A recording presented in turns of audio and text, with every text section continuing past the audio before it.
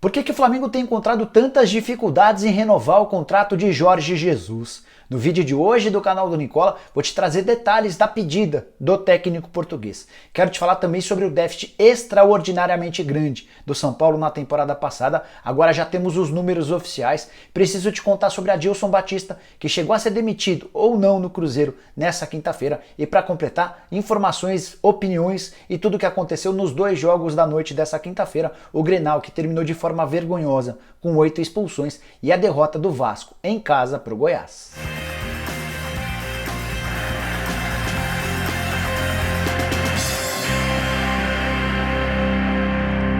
Fala aí pessoal, sou o Jorge Nicola, bem-vindo a mais um vídeo do canal. E antes de começar a passar um monte de informações para você, queria fazer um pedido para que você se inscreva no canal, acione o sininho, aproveita e dá um like aqui, porque isso tudo é muito importante para que o canal continue crescendo.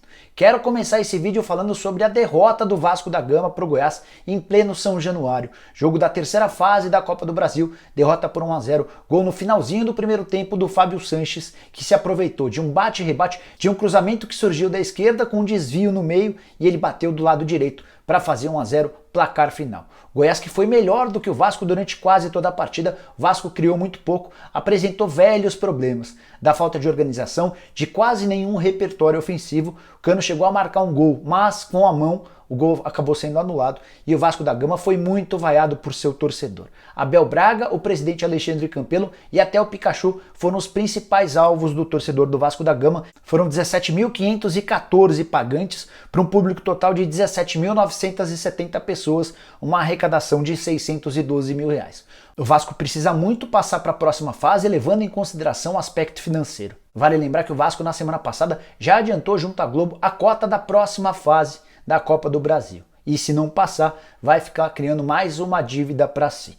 Quero te contar também sobre o atual momento do Vasco. Uma vitória nos últimos 6 jogos, vitória contra o ABC. O time empatou com Volta Redonda, Resende, Oriente Petroleiro e Altos do Piauí. Além dessa derrota para o Goiás, fase horrorosa. E eu, na condição de presidente do Vasco, do Alexandre Campelo, demitiria Abel Braga já. Para mim, fim da linha. O Abel já mostrou que não tem capacidade de extrair mais desse time. É bem verdade que há problemas financeiros, há problemas de salário atrasado, mas definitivamente com o Abel Braga o Vasco não vai para frente.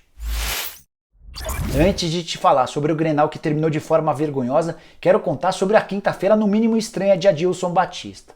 Logo nas primeiras horas da manhã, vários jornalistas mineiros que cobrem o Cruzeiro garantiam que o Adilson Batista estava demitido. Uma pessoa do Conselho de Gestão, do Conselho de Administração do Cruzeiro, vazou a notícia de que após uma reunião interna, decidiu-se pela demissão do Adilson Batista. O grande problema é que a notícia vazou antes mesmo de o Adilson ser comunicado pela diretoria. E isso pegou muito, mas muito mal, a ponto dos membros do Conselho de Gestão terem voltado atrás na ideia, especialmente depois que o Pedro Lourenço, que é conselheiro e o principal investidor do Cruzeiro, ter conversado com o pessoal para que desse uma oportunidade para que pelo menos o Adilson terminasse o Campeonato Mineiro. Time que vai muito mal na Copa do Brasil e também no Campeonato Estadual. Derrota por 2-0 na quarta-feira, em pleno Mineirão para o CRB, em jogo da ida da terceira fase da Copa do Brasil. O Cruzeiro vai precisar vencer por 3-1, 4-2, 5-3 e assim por diante na partida de volta em Maceió. Bem difícil imaginar isso. O Cruzeiro tem que concentrar esforços agora no Campeonato Mineiro. É o quinto colocado hoje, nem estaria na fase de mata-mata do Campeonato Mineiro.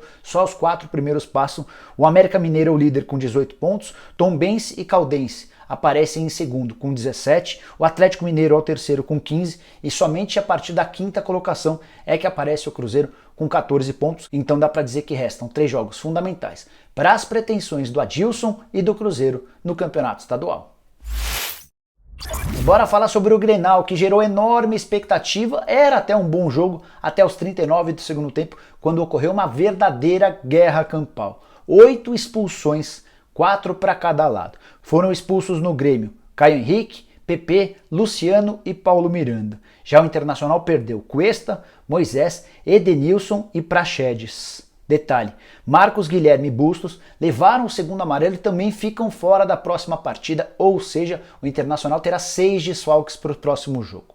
Importante contar que na Libertadores A promessa é de punição pesada para jogadores expulsos, então tanto o Grêmio quanto o Inter podem ter dificuldade em escalar esse pessoal ainda nessa fase de grupos. O Grêmio e o Inter são muito favoritos nesse grupo, inclusive lideram a chave com 4 pontos cada um. O Inter leva vantagem no saldo de gols, 3 positivos contra 2 do Grêmio, por isso o Inter é líder nesse momento. O Grêmio aparece na segunda colocação e os dois são favoritos para conseguir a vaga para o mata-mata, mas por conta das expulsões podem se complicar ou podem ter mais dificuldade nas próximas partidas. Jogo que foi bom até as expulsões, o Internacional, especialmente no segundo tempo, conseguiu ser melhor do que o Grêmio, conseguiu colocar 2 bolas na trave. É bem verdade que o Grêmio também criou oportunidades, também acertou bola na trave, o PP que entrou no segundo tempo fez uma linda jogada e quase marcou o gol da vitória, só não precisava e nem podia terminar da forma como foi, com jogadores passando um péssimo exemplo para os jovens, para as crianças e para os torcedores comuns.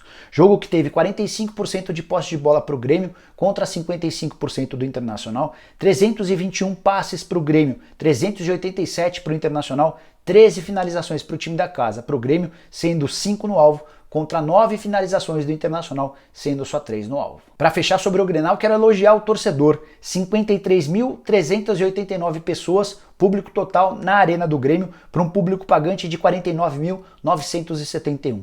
A renda total de 3,5 milhões de reais foi o maior público em Grenal desde que a Arena do Grêmio foi inaugurada.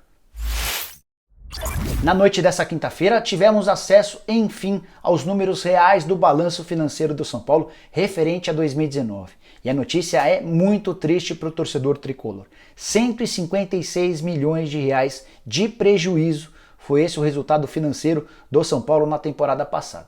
É bem verdade que a gente imaginava um número até pior. As primeiras notícias davam conta de um déficit na casa dos 180 milhões de reais. Esse número de 156 milhões é o oficial, foi apresentado para o Conselho de Administração do São Paulo, que aprovou com ressalvas esse balanço. O único que votou contra essa aprovação foi o Roberto Natel, que é vice-presidente do Leco, mas que há bastante tempo já exerce uma situação ou uma posição de oposição dentro do clube. Você, São Paulino, pode estar se perguntando por que de um prejuízo tão grande. O Leco e seus assessores deram algumas explicações. A primeira delas diz respeito à parte no campo. O São Paulo de 2019 acabou eliminado tanto na Copa do Brasil quanto na Libertadores de forma muito precoce, ou seja, sem garantir várias das receitas que estavam previstas. Tem também alguns processos. 30 milhões de reais de processo em relação ao Ricardinho e mais 25 milhões de outros processos bem antigos. O fato de o São Paulo não ter vendido os jogadores também complicou. Havia a necessidade de adquirir pelo menos 80 milhões de reais em venda. São Paulo tentou vender o Valse e o Antony no mês de dezembro,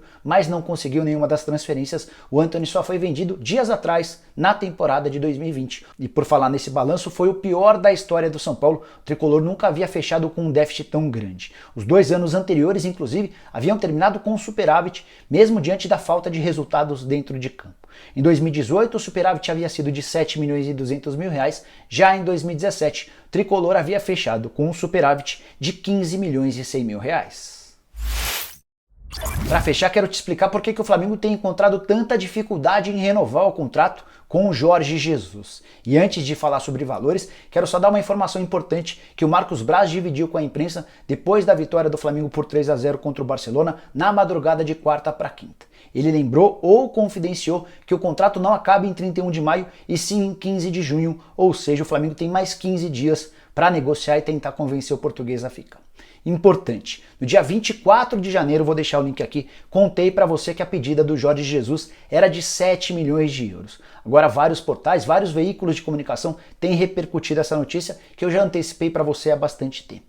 Por falar em notícias do Flamengo, foram várias as que eu divulguei com exclusividade recentemente. O interesse no Daniel Munhoz, lateral direito que pertence ao Atlético Nacional, você viu primeiro aqui no canal. A proposta que o Bruno Henrique teve no mês de janeiro, confirmada pelo próprio Bruno Henrique, assim que ele deu a primeira entrevista nessa temporada. Além da notícia que havia um dirigente bem chateado com os gastos do Flamengo, dias depois o Valim Vasconcelos, que era o vice-presidente financeiro, renunciou ao seu cargo e alegou que estava de fato muito bravo com os gastos, com o fato de não ser consultado em relação a várias contratações, a gota d'água do Michael. Mas voltando ao caso do Jorge Jesus, ele quer 7 milhões de euros livres de impostos por temporada para renovar seu contrato com o Flamengo.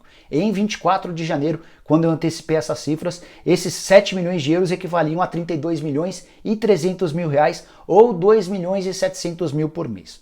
Flamengo oferecia na oportunidade pouca coisa menos, 2 milhões e 300 mil mensais. O problema é que tanto o dólar quanto o euro subiram demais desde janeiro. E hoje, esses 7 milhões de euros que ele pede equivalem a 37 milhões e meio de reais, ou 3 milhões e 100 mil reais. A diferença desses 3 milhões e 100 mil para 2 milhões e 700 mil de janeiro equivalem a 400 mil de diferença. Isso sem contar que o Flamengo só estava disposto a gastar, na oportunidade, 2 milhões e 300 mil reais. Ou seja, se o rubro-negro acenou em janeiro que estava disposto a gastar 2 milhões e 300 mil, hoje a diferença é de 800 mil reais por mês. Essa é a pedida do Jorge Jesus. Só para você ter uma noção do que representariam esses 3 milhões e 100 mil pedidos pelo português. Se a gente juntar o Gabigol, o Bruno Henrique e o Diego, os três juntos vão equivaler a quanto o Jesus quer ganhar. Então, diante dessas cifras, há uma negociação emperrada, uma negociação complicada. Dá para cravar que não vai haver renovação? Não, não dá para cravar. O Jesus tem afirmado para pessoas próximas que quer permanecer no futebol brasileiro, até porque entende que tem, pela primeira vez na mão, um elenco muito fora de série, um elenco capaz de ganhar basicamente tudo, tanto no Brasil quanto na América do Sul. Mas o Marcos Braz vai precisar mostrar ainda mais capacidade. Braz, que tem deitado e rolado nas negociações, vai precisar se mostrar muito astuto nessa negociação para conseguir convencer o Jesus a baixar um pouco dessa pedida. Mas é importante lembrar que, se não ficar com o Jorge Jesus, o Flamengo já decidiu que contratará um técnico estrangeiro. Hoje o plano B é o Marcos Silva, técnico português, de quem eu falei com todos os detalhes nesse vídeo aqui. E aí, com o Marcos Silva o problema seria parecido. O Marcos Silva também certamente vai querer ganhar em euro, e com a alta da moeda estrangeira, certamente seria um complicador. Faz parte de um clube que se tornou internacional e que tem sonhos muito altos, como o título da Libertadores e o título mundial. Bom, pessoal, eram essas as informações que eu queria dividir com vocês. Espero que tenham curtido o vídeo e deem um like por aqui. Quem ainda não se inscreveu no canal da Nicola, bem fácil. Só apertar o botãozinho vermelho de inscreva-se que aparece por aqui. Aproveita e aperta também o sininho para ser notificado. Toda vez que eu fizer vídeo novo ou live, use o espaço para comentários para deixar opinião, sugestão, dúvida, crítica, cornetada, seja lá o que for. E para fechar, quem tem Instagram, me segue por lá no @JorgeNicola. Beleza? A gente se vê em breve. Tchau, tchau!